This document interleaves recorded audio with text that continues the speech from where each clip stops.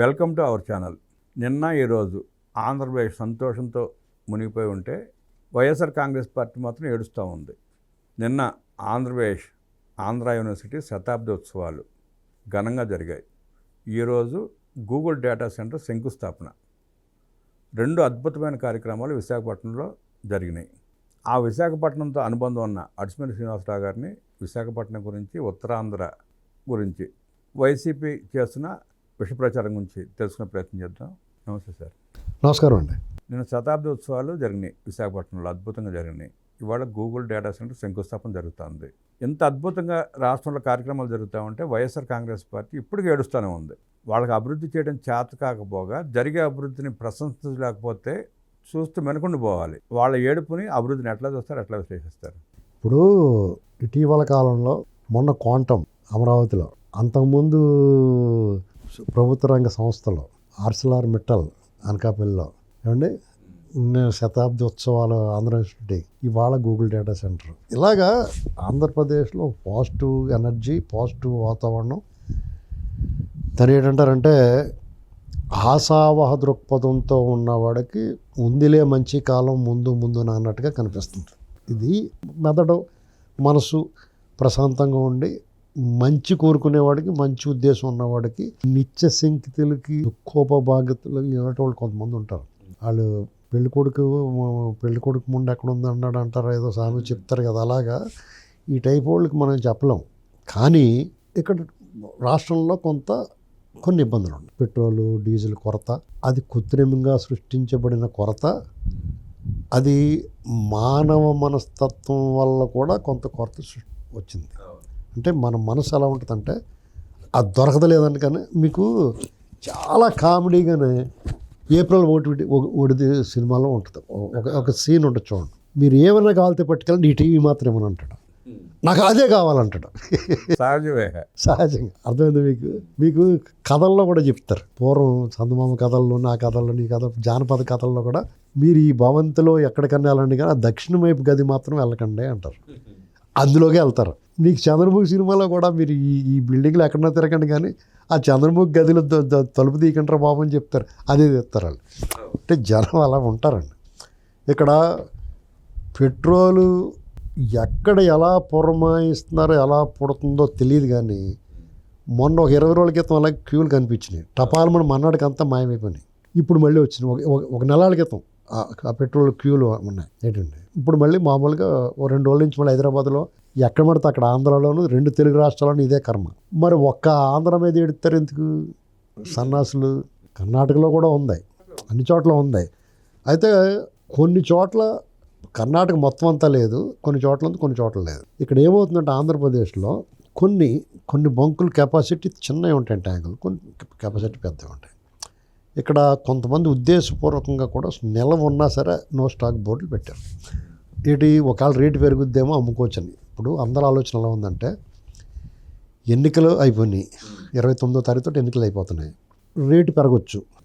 Oil కంపెనీలకి పళ్ళ వేగు నడిపిస్తున్నారు, కొంచెం లాస్ వస్తుందంటారు. ఇన్నాళ్ళు దుబ్బేసినా కానీ కొన్నాళ్ళు భరించలేమంటున్నారు వాళ్ళు. ఇన్నాళ్ళు బాగానే దుబ్బారు కదా.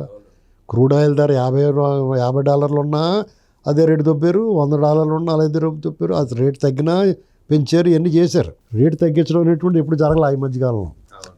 వాళ్ళకి మళ్ళీ $10 తగ్గించాడు కేంద్ర ప్రభుత్వం, వాళ్ళకి $10 సబ్సిడీ ఇచ్చింది కూడా. అయినా వాళ్ళు చాలట్లా.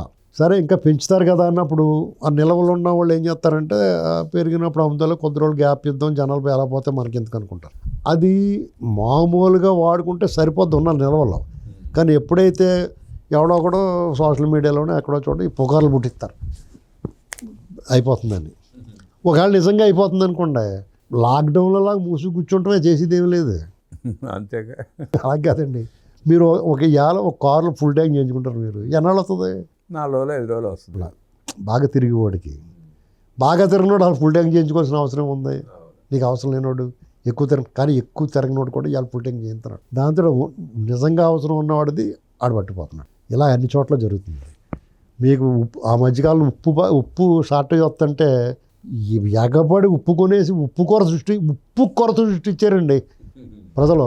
ఇది మానవ మనస్తత్వాన్ని హైజాక్ చేసి, వాళ్ళని హిప్నటైజ్ చేసి ఈ రకంగా వాళ్ళ చేత కృత్రిమంగా కొరత సృష్టించబడదు. దాన్ని కొంతమంది వాడుకుంటారు.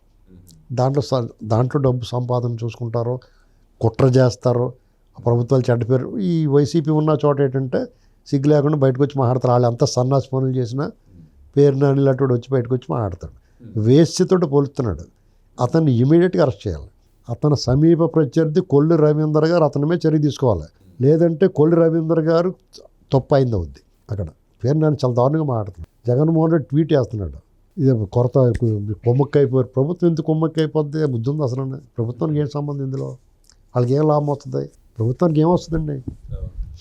కాబట్టి వాళ్ళు ఇంకా చంద్రబాబు నాయుడు గారు దాన్ని సమీక్ష చేసాడు, ఆయిల్ కంపెనీలతో సమీక్ష చేసాడు, డీలర్లతో సమీక్ష చేసాడు. ఇమీడియట్గా అధికారులందరూ కూడా పెట్రోల్ బంకులకి వాటికి చేరుకున్నారు. ప్రజల్లో ప్యానిక్ కండిషన్ లేకుండా వాళ్ళని సముదాయించి ఆ వాతావరణాన్ని డైల్యూట్ చేయడానికి ప్రయత్నం చేస్తున్నారు.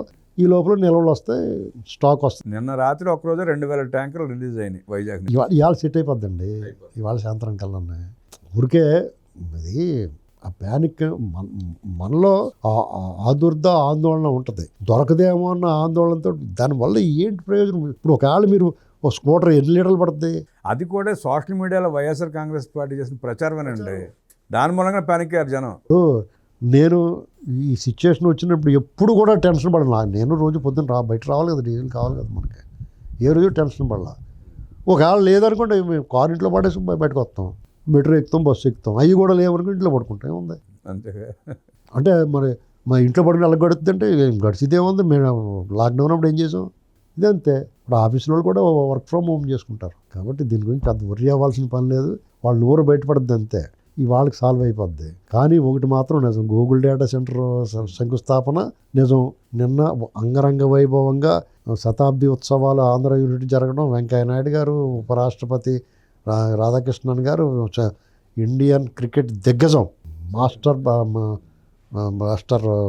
సచిన్ టెండూల్కర్, త్రివిక్రమ్ శ్రీనివాస్ గారు దర్శకుడు, ఇలాంటి వాళ్ళందరూ మహామహులు, పూర్వ విద్యార్థులు అందరూ వచ్చారు. వాళ్ళని ఒకసారి తలుచుకున్నారు. మన రాష్ట్రపతి రాధాకృష్ణన్ గారు కూడా అక్కడి నుంచే వెళ్ళిన ఆయన ఇవన్నీ చూసుకుని ఒక రకం అంగరంగ వైభవంగా జరిగింది.